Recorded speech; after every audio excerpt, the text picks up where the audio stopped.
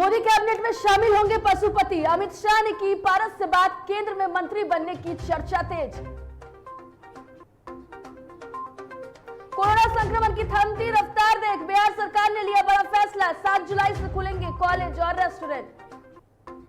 मुंगेर में प्रसाद खाने से लगभग 80 लोगों की तबीयत खराब, मौके पर पहुंची स्वास्थ्य विभाग की टीम, इलाज जारी। मौसम विभाग का बिहार में वज्रपात और बारिश की चेतावनी, 11 जिलों के लिए येलो अलर्ट जारी।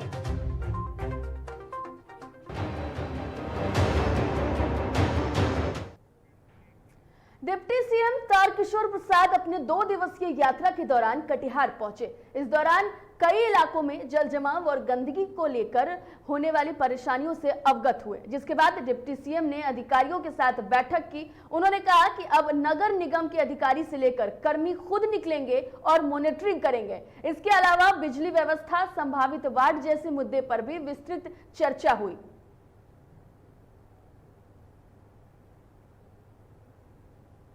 हमारे जितने अधिकारी और अभियंता हैं सुबह 5 बजे निकलकर पूरा पेट्रोलिंग करें, और जो इधर के दिनों में जो आउटसोर्सर था उसके द्वारा काम बंद कर दिए जाने के कारण जो थोड़ी गंदगी बढ़ी है, कूड़ा करकट जमा हुए हैं, उसको युद्ध स्तर पर उसका उठाव करिए और इसमें किसी प्रकार की कोताही को बर्दाश्त नहीं की जाएगी।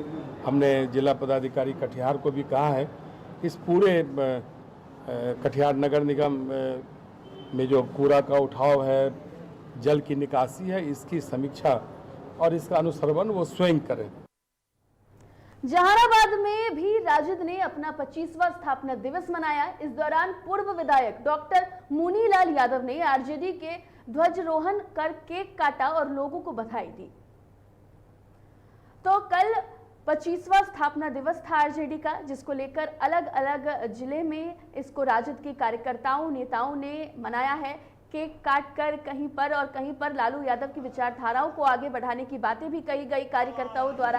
तो 25वां स्थापना दिवस पर भव्य आयोजन यहां पटना कार्यालय में भी हुआ था और बिहार के अलग अलग जिलों में इसको लेकर के तैयारियां हुई थी। अलग अलग जिलों में कार्यकर्ताओं ने, विधायकों ने अपने स्तर से 25वां स्थापना दिवस मनाया था।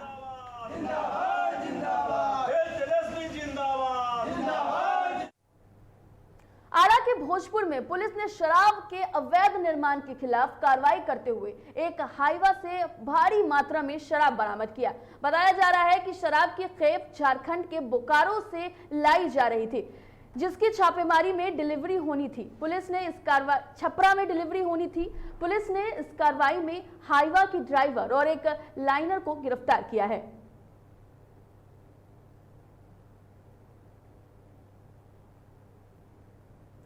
तो हाईवा से भारी मात्रा में शराब बरामद किया गया है।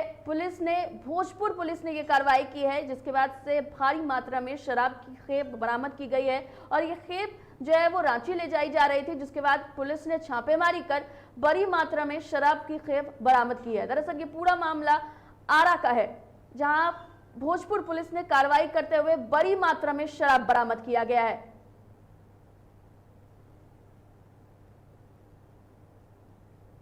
मुंगेर के कोठावा गांव में सत्यनारायण भगवान की पूजा का प्रसाद खाने से लगभग 80 ग्रामीणों की तबीयत खराब हो गई। सभी ग्रामीणों के उल्टी और पेट दर्द की शिकायत के बाद सूचना पर पुलिस डॉक्टर की टीम को लेकर गांव पहुंची और सभी बीमार लोगों का इलाज कराने में जुट गई है। वहीं 15 लोगों की हालत थोड़ी ज्यादा खराब होने के कारण उन सभी को स्वास्थ्य केंद्र में भर्ती कराया गया, जहां सभी की हालत स्थिर बनी हुई है।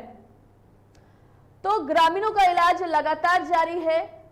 सत्यनारायण भगवान की जो पूजा हुई थी उसके बाद लगभग 80 लोगों ने प्रसाद खाया और 80 ग्रामीणों की तबीयत खराब हो गई और सभी ग्रामीणों की उल्टी और पेट दर्द की शिकायत के बाद जब पुलिस को इसकी सूचना दी गई तो पुलिस वहां पर डॉक्टरों की टीम को लेकर पहुंची, जहां डॉक्टर लगातार जो ग्रामीण हैं उनका इलाज कर रहे हैं। और जिस तरीके से 15 लोग हैं उनकी भी हालत थोड़ी ज्यादा खराब है, लेकिन अभी फिलहाल इलाज के बाद स्थिति स्थिर बनी हुई है।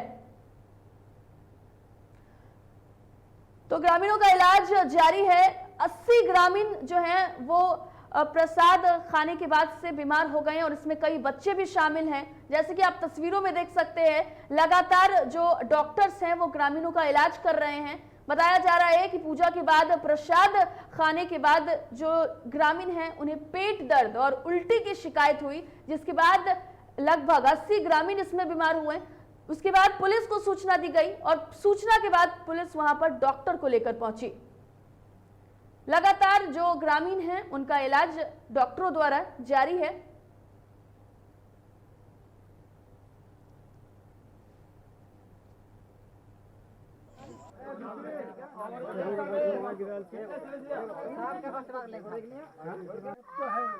उधर देखो, तुम उधर देखो, उधर देखो।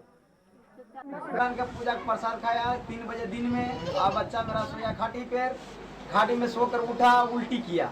ठीक है, उसके बाद कितना गांव में आदमी संख्या खाया प्रसाद, जो आदमी उसका जो फिर उल्टी हो रहा है। बड़ा जो वही जो बोला था, प्रसाद जो खाया था ना, उसी कारण से उल्टी हो रहा था सब बच्चा को। गांव में सबको हो रहा है, ये जोर से बोल। गांव में सबको हो रहा है। सहरसा पुलिस ने 3 जुलाई को कार की हुई चोरी मामले का उद्भेदन कर दिया है। एसपी लिपि सिंह ने प्रेस वार्ता कर मामले का खुलासा करते हुए बताया कि चोरी और लूटपाट की घटना में संलिप्त 7 अपराधियों को पुलिस ने गिरफ्तार किया है। गिरफ्तार अपराधियों के पास कई हथियार के साथ एक बाइक और 13 मोबाइल फोन बरामद किया गया है।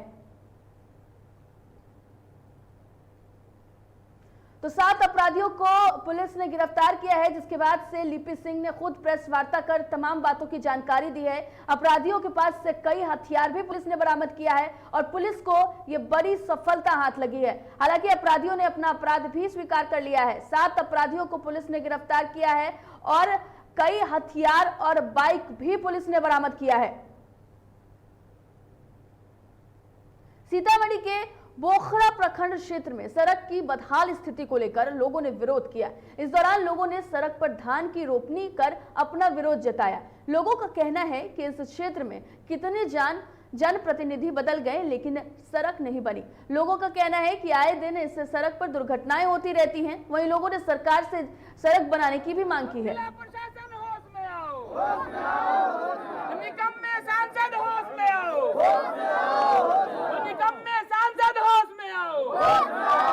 हमारे आगे सड़क को जल्द से जल्द निर्माण करना होगा। मैं इससे ये साबित करना चाहता हूँ कि आज जब 72 साल हो गए हिंदुस्तान को आज़ाद हुए, लेकिन आज जो हमारे गांव की पोजीशन है, शायद अंग्रेजों के ज़माने में भी इस तरह की पोजीशन नहीं रही होगी। मैं ये दिखाना चाहता हूँ कि किस तरह यहाँ के जो भी जनप्रतिनिधि हुए, जो भी सांसद हुए, विधायक हुए, उन लोगों ने किस तरीके से इस गांव को नज़रअंदाज किया और आज तक ये यहाँ के लोग कूड़े कीचड़ और इसमें चलने के लिए मजबूर हैं। जी, हमने इस सड़क को लेकर के, क्योंकि ये प्रधानमंत्री ग्राम सड़क योजना के अंतर्गत होता है, इसके लेकर के विधायक को, सांसद को, प्रशासन को भी खबर किया, लेकिन बड़े अफसोस के साथ, दुख के साथ कहना पड़ रहा है कि इतने वर्षों बीतने के बाद भी इस सड़क को नज़रअंदाज किया जा रहा है। रोहतास के करहगर में 4 अचल कर्मियों के स्थानांतरण पर विदाई सम्मान का समारोह आयोजित किया गया, जिसकी अध्यक्षता अंचल अधिकारी ने की। इस दौरान अंचल अधिकारी ने कर्मियों की कार्यशैली की सराहना की। वहीं विदाई समारोह में कई पदाधिकारी और अचल कर्मी भावुक नजर आए।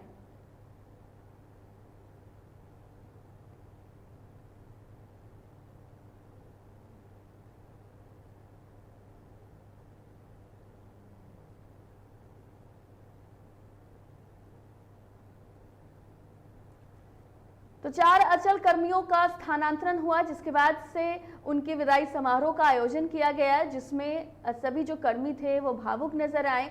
साथ ही साथ जो अचल कर्मी थे उनका स्थानांतरण हुआ है, जिसके बाद से जो उनकी सराहना की गई। विदाई समारोह सम्मान में उनका लोगों ने उनको विदाई दी, कई तोहफे भी दिए गए, जिसके बाद से जो वहाँ पर लोग थे, अधिकारी थे, वो भी भावुक नजर आए। विदाई और सम्मान समारोह दोनों का आयोजन किया गया था, जिसमें सभी को सम्मानित किया गया, उनके कामों की सराहना की गई, उन्हें सम्मानित किया गया और उनके विदाई समारोह पर जो कर्मी थे, जो अचल अधिकारी थे, वो सब भावुक नजर आए।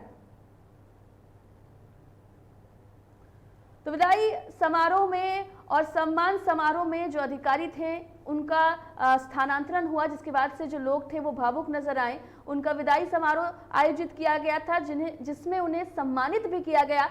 4 अचल कर्मियों का स्थानांतरण हुआ है और उन सब के लिए जो कार्यालय है उसमें विदाई समारोह का आयोजन हुआ और विदाई सह सम्मान समारोह था, जिसमें उनकी किए गए कार्यों को भी याद किया गया, उनकी सराहना की गई और जिस तरीके से उन्होंने अपने कार्यकाल में काम की है उसको भी लेकर तारीफें की गई, उनके कामों को सराहना किया गया और जाते वक्त उन्हें सम्मानित भी किया गया। जिस पल को देखकर जो वहां पर विदाई समारोह में मौजूद लोग थे वो भी काफी भावुक नजर आए। भाजपा सांसद सह पूर्व केंद्रीय मंत्री राजीव प्रताप रूडी कोलकाता से इंडिगो फ्लाइट से दरभंगा पहुंचे। इस दौरान जिले के परिसदन में उत्तर बिहार में बाढ़ की स्थिति पर चिंता जताते हुए कहा कि जिस प्रकार से नेपाल में 25 से 30 सालों में वृक्षों की कटाई हुई है उसका ही परिणाम है कि नदी में उफान आ जाती है और बिहार के लोगों को बाढ़ के पानी से परेशानी बढ़ जाती है।